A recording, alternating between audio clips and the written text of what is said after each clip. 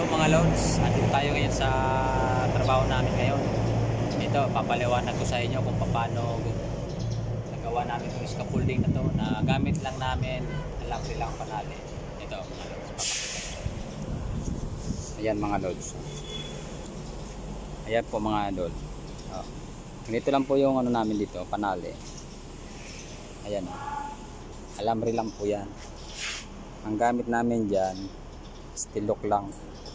Ito ang ginagamit namin dyan pang pihit mga idol. Yan mga loads. Ito, pinipihit lang namin dyan. Pero matibay yan mga loads. Yan po. Punta yan doon. Yan mga loads. Lahat ng ginawa namin panali, puro alambre lang yan. Yan mga loads.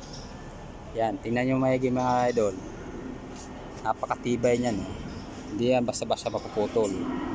Kahit kargaan ng ano yan, 100 na block, hindi yan basta-basta mapuputol.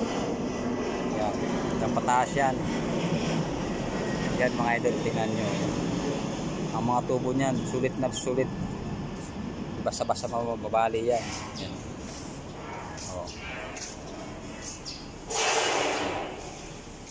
So ayun na nga lods, ito lang yung video ko, hanggang dito lang. Salamat po. Kung nagustuhan niyo po yung video, pa-share naman po. At kung hindi naman, ayos lang.